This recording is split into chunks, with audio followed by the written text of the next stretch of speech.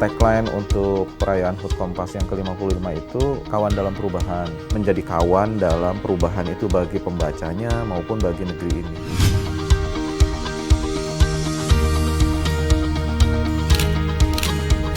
Yang paling menentukan di tahun 98 adalah foto Pius Lusri Lanang menceritakan bagaimana dia diculik. Pius itu depan pers dengan pengacaranya Pak Albert Hasibuan dan sebagainya, dia menceritakan bagaimana dia disiksa dan sebagainya, sampai dia nangis dan dia diem. Foto itu jadi HL, foto saya di Kompas.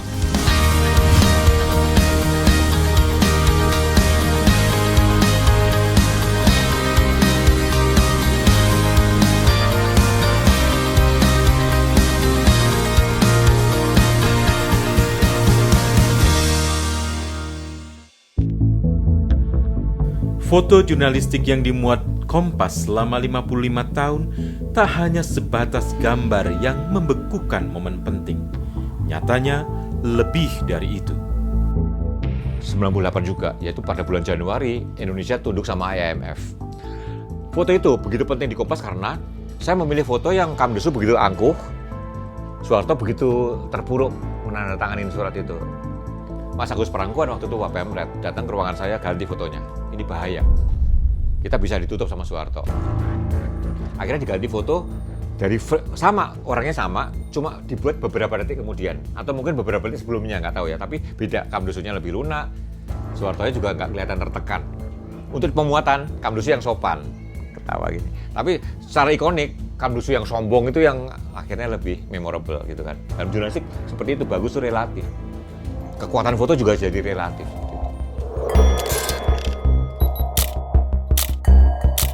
2010 itu ada Agus di Bali ya.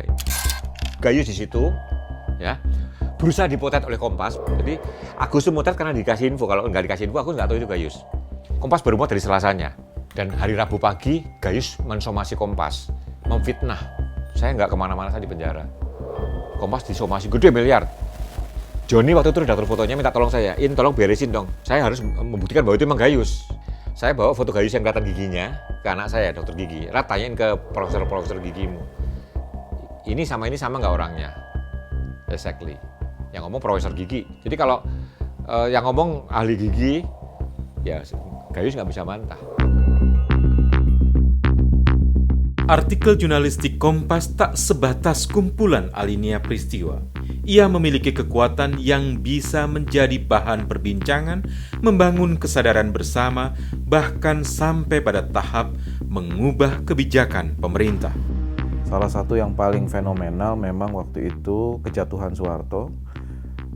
Kompas yang pertama memberitakan soal selamat datang pemerintahan baru. Padahal saat itu belum terjadi pergantian pemerintahan. Rezim pemerintahan waktu itu sangat berbeda dengan kondisi sekarang. Karena waktu itu kita belum memasuki era reformasi, tetapi Kompas dengan sangat lugas justru membuat sebuah judul besar di halaman pertamanya dengan menyatakan selamat datang pemerintahan baru.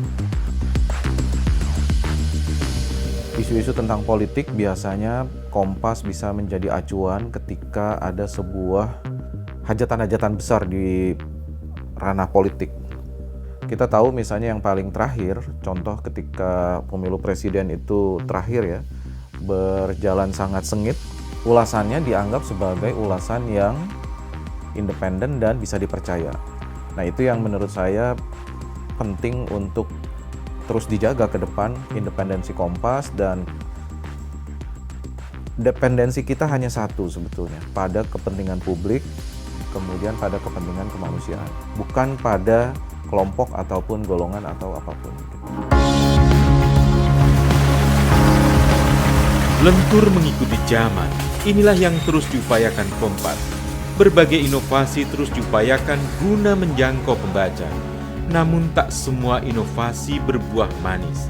Tahun 2013, Kompas meluncurkan print.kompas.com yang berisi e-paper harian Kompas.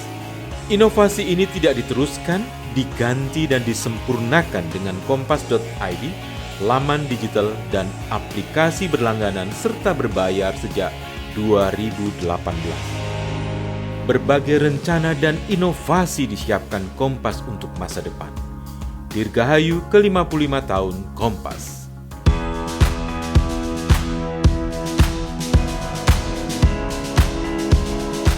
di era yang semacam ini tentunya kita harus optimalkan untuk lebih menguatkan lagi basis-basis jurnalisme kita, kemudian memadukan jurnalisme data, jurnalisme berkedalaman, jurnalisme makna yang berujung pada jurnalisme solusi, tetapi juga memadukan jurnalisme ini juga dengan teknologi, kemudian menyampaikan karya jurnalistiknya juga ke banyak platform sesuai dengan kebutuhan pengguna.